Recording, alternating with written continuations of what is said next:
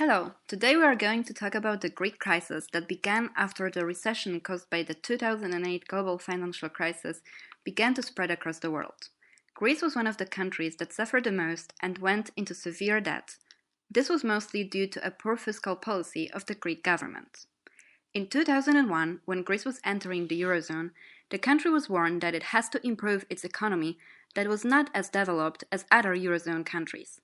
But as it turned out, in 2004, it did not even meet the qualifying standard with budget deficit that has never been below 3% since 1999. It was one of the first premises of Greece's future financial problems. And then the 2008 financial crisis happened. In October of 2009, the newly elected socialist government announced that the national debt have risen from 168 billion euros to 262 billion euros, and in December, rating agencies downgraded Greece's credit rating. This forced Greek government to implement radical austerity measures like raising taxes. This was a harsh directive for Greeks, as previously tax evasion was the order of the day. Another problem was massive public spending and government corruption. The Greek government, wanting to secure its electoral support, used public sector jobs and benefits as a way to grant favors. Despite spending a lot of money on public sector jobs, the country suffered from a poor organization, especially in the budget management process and inefficient bureaucracy. These factors, combined with high volume of manufactured imports and high spending on armaments, were the primary causes of Greek debt. They led to Greece being very dependent on external financing for funding budget, which left its economy highly vulnerable to shifts in investor confidence. Now we will introduce you to exchange rates and monetary policy. It is assumed that the adoption of the common currency pays off to the countries with similar economy. If your country will lose control over monetary policy, there is no need to worry because the rest of the members of the monetary union have the same goals in this policy as you do. The problem is when several countries want something different, although it must be emphasized that there are other tools such as taxes and cost-cutting measures, but Greece doesn't take any of these actions into the consideration. We should also mention the Greek lifestyle, which is an important factor of all this chaos. Having a common currency or being in a monetary union is the highest degree of integration and cooperation between countries. It should be noted that having a common currency also provides the basis for any economic support and help because the poor economic situation of a country and its problems in a strong way impinge on the exchange rate, which translates into negative consequences for all the countries. Entrepreneurs don't have a risk and costs associated with entering into the transaction. For Greece and the rest of the EU, the most important is that the majority of member states' exports goes to the internal market. And of course, there are issues of prestige, being in a club and co-developed economies. For now, it is abandoned, but maybe someday the idea of common Eurozone bonds will come true. In this situation, the majority of non-EU countries will lose a lot because the bonds of community will be very attractive to investors. Drachma. Conduct of own monetary policy, establishing the price issue by the European Central Bank, is a beneficial factor because it increases the autonomy of the ECB and allows in more flexible way to adapt to the economic situation in the current market.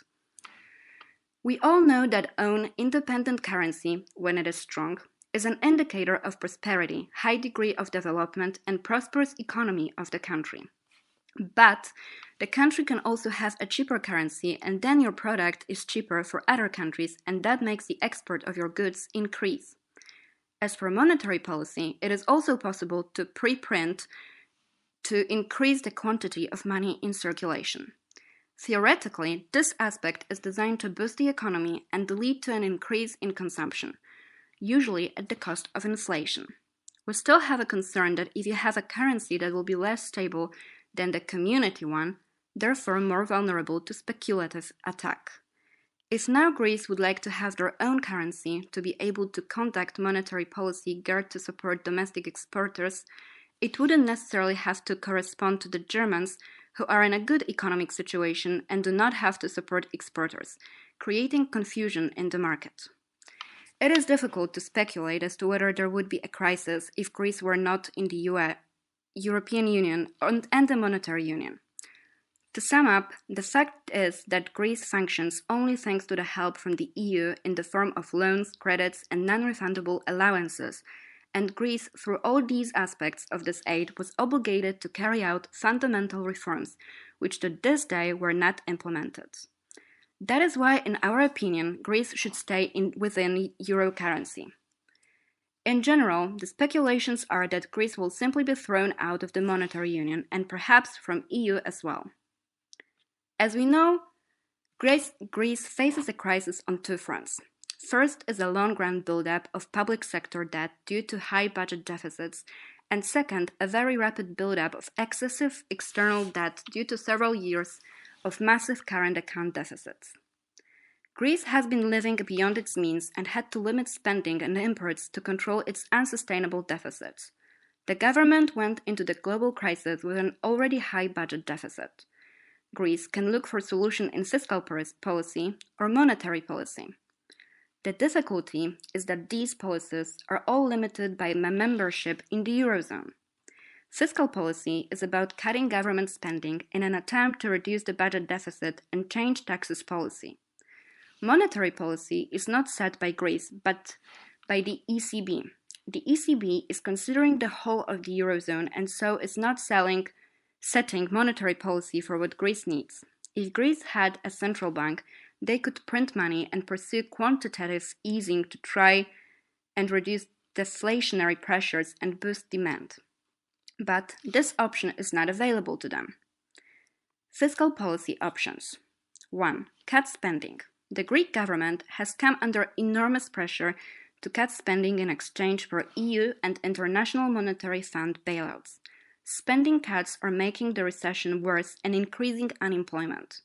Of course, cuts can help the Greek economy recover by reducing the number of government jobs and spending in other areas. With such little confidence in Greece amongst investors and corporate managers, it's hard to believe the private sector would instantly fill the gap.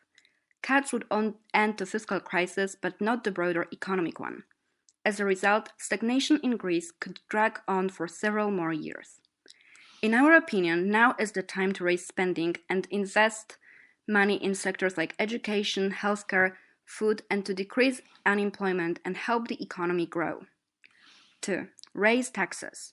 Raising tax rates and enforcing their collection could bring the government's revenue more in line with its spending and eventually balance the budget. High taxes for the wealthy and stringent enforcement of existing taxes is not a likable scenario for Greece's rich and powerful ruling class. They will have to pay around 11,000 to 20,000 euros a year, but we also have to consider that so many of them were avoiding this duty for years, so it's time to implement new rules and restore new order. Tax raises will not influence the poor Greeks, mostly the wealthy citizens will be affected. Last issue is to change industrial structure and improve the economy by investing in other sectors than tourism.